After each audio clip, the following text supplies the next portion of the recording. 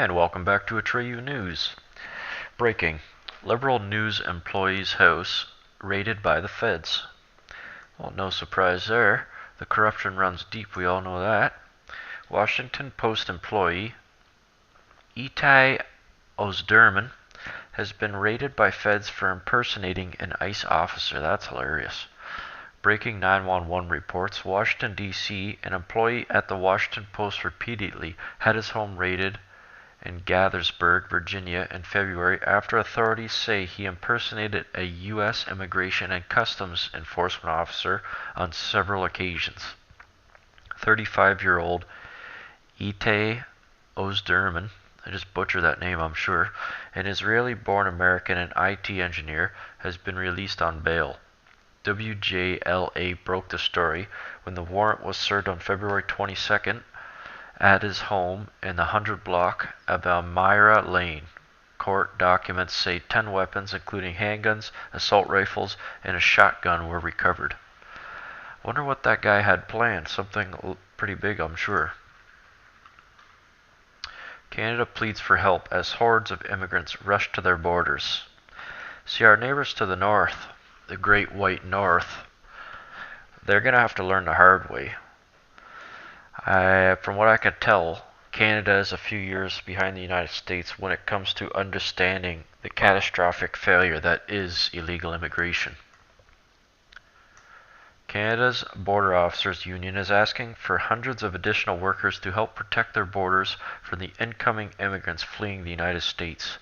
From Daily Mail, the Border Officers Union of Canada wants to beef up security along the United States border after 382 people made asylum claims at a single entry point in January, and a further 200 entered illegally in last week.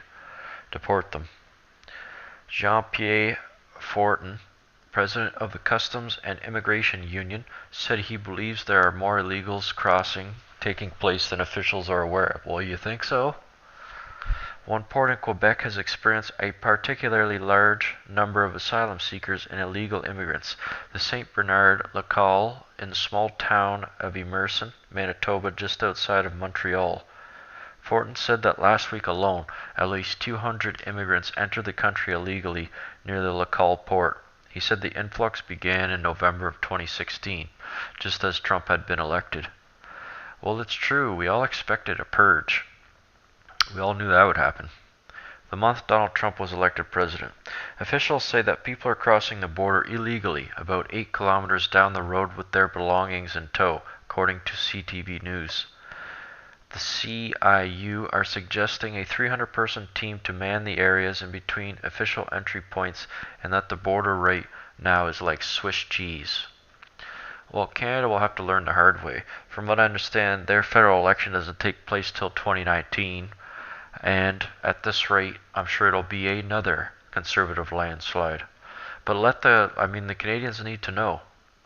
Things like this have to happen, and it sounds screwed up, but people are going to have to die for people to really truly understand. Well, think about it. With all the illegals in the United States, had nothing bad happened, why would it ever come up, right? GOP lawmakers call for President Trump to initiate a purge, and I agree. GOP lawmaker Steve King, cool name, is calling for President Trump to purge the White House of leftists. The Hill reported Trump needs to purge leftists from executive branch before disloyal, illegal, and treasonous acts, King wrote on Twitter. King included a link to a Conservative Review article titled, "You're Fired. Trump could become lame duck unless he clears out Obama holdovers," by Daniel Horowitz. In the article, Horowitz says the president is at the cusp of losing control over his presidency if he doesn't immediately fire all the Obama appointees. Horowitz also writes that it is the job of Trump's chief of staff, Reince Priebus, to call for the resignation of any political appointees and special counsels who do not share the views of the president. And Reince Priebus, he is the mole, this guy right here. Take a good hard look. Eventually one day you're going to watch the news, hopefully my channel, but you'll watch the news anyway and find out that this is the guy who tried to destroy Trump.